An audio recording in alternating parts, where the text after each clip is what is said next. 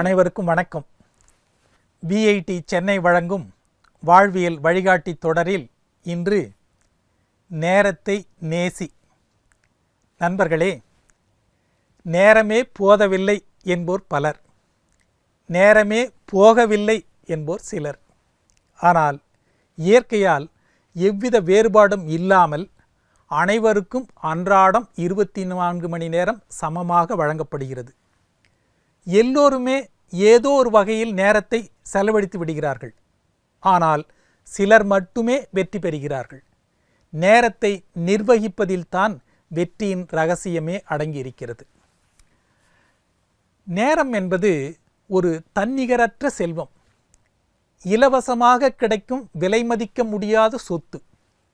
சரியாக பயன்படுத்தாமல் தவறவிட்டால் விட்டதுதான், திரும்ப பெற இயலாது. நேரம் என்பது ஒரு வழிப்பாதை.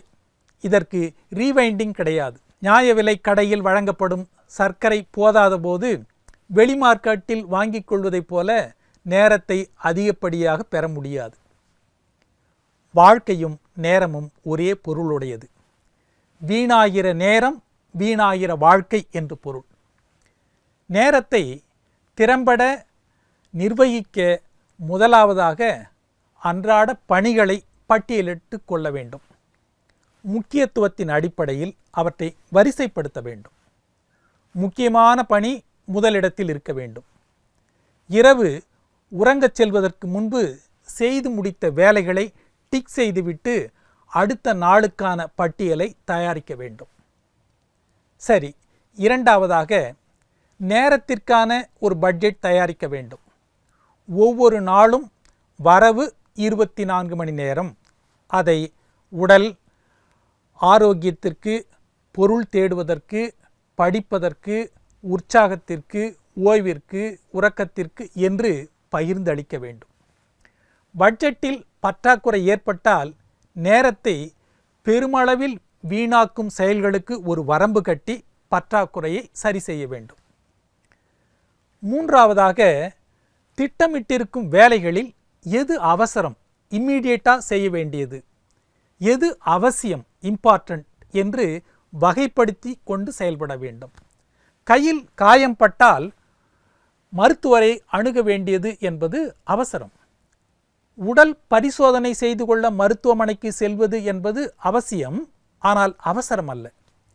அவசர பணியை ஒத்தி வைக்க முடியாது, உடனடியாக செய்ய வேண்டும். அவசிய பணியை கொஞ்சம் ஒத்தி வைக்கலாம், ஆனாலும் செய்தாக வேண்டும்.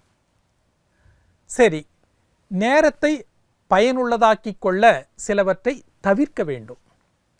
முதலாவதாக, செய்ய வேண்டிய வேலையை ஒத்தி வைக்கும் மனப்பான்மையை ஒதுக்க வேண்டும். ஒத்தி வைப்பது என்பது ஒரு வகை நோய். இதற்கு ஆளானவர்கள் காலை கடனை கூட ஒத்தி வைப்பார்கள். எளிமையான, மனதுக்கு பிடித்த வேலையை செய்யவே மனம் பெரும்பாலும் நாடும். அப்படி செய்வதால் பெரும்பாலும் கடினமான, முக்கியமான வேலைகள் அப்படியே நின்றுவிடும். பாடம் படிக்க வேண்டும், திரைப்படம் பார்க்க வேண்டும் என்று இருந்தால் பாடத்தை படித்து முடித்துவிட்டுத்தான் திரைப்படம் பார்ப்பது என்று முடிவெடுத்தால் இரண்டும் நடக்கும், நன்றாகவே நடக்கும். இரண்டாவதாக, ஒரு பணியை எவ்வித குறையும் பிழையுமின்றி சிறந்த முறையில் செய்து முடிக்க வேண்டும் என்ற எண்ணத்தை கட்டாயமாக்கி கொள்ளக்கூடாது. மிகையான பரிபூரணத்துவ எண்ணம், அதாவது ஓவர் பர்ஃபெக்ஷன் என்பது பணியை செயலிழக்க செய்து அதனை ஒத்தி போட தூண்டும். தவிர்க்க முடியாமல் செயலில் ஒரு சிறு தவறு நிகழ்ந்துவிட்டால் அது மீண்டும் ஏற்படாமல் பார்த்து கொள்ள வேண்டுமே ஒழிய செய்த செயலை திரும்ப திரும்ப செய்து கொண்டிருக்கக்கூடாது. மூன்றாவதாக, நாமே எல்லாவற்றையும் செய்து முடிக்க முயலக்கூடாது. நம்மால் தான் சிறப்பாக செய்ய முடியும் என்று எண்ணுவது தவறு. வீடு, அலுவலகம் இரண்டிலும் உரிய முறையில் பொறுப்புகளை பகிர்ந்தளிக்க வேண்டும். சில திருமண விழாக்களில் சம்பந்தப்பட்ட பெற்றோர்கள் எல்லா வேலைகளையும் தாங்களே இழுத்து வைத்து கொண்டு இங்கும் அங்குமாக போராடி கொண்டிருப்பார்கள். பார்க்க பரிதாபமாக இருக்கும். உரிய வகையில் வேலைகளை பகிர்ந்து கொடுத்த பெற்றோர்கள் அமைதியாக, ஆரவாரமின்றி விருந்தினர்களை இன்முகத்தோடு வரவேற்று கொண்டிருப்பார்கள். பார்க்க நமக்கே வியப்பாக இருக்கும். நேரம் அதனுடைய தன்மையில் அது நல்லதுமல்ல, கெட்டதுமல்ல. நம் திறமையின்மைக்காக நேரத்தை குற்றம் சாட்டுவது என்பது நியாயமும் அல்ல. ஒரு நல்ல செயலை செய்ய கால நேரம் பார்க்கக்கூடாது என்பதைத்தான் நல்லதுக்கு காலமில்லை என்று கூறுவார்கள். நாள்தோறும் ராகுகாலம், யமகண்டம் என்று பல மணி நேரமும் ஒவ்வொரு மாதமும் அமாவாசை, அஷ்டமி, நவமி, பிரதமை, செவ்வாய்க்கிழமை என்று பல நாட்களும் வீணாக்கப்படுகின்றன. வாழ்நாள் முழுவதற்கும் கணக்கிட்டால் வாழ்க்கையில் இவ்வளவு நாட்களை வீணாக்கி விட்டோமா என்று நமக்கே மலைப்பாக இருக்கும். நேர நிர்வாகம் என்பது நேரத்திற்கு அடிமையாவது என்பது அல்ல, நேரத்தை வென்று மகிழ்வுடன் வாழ உதவும் ஒரு வழிமுறை.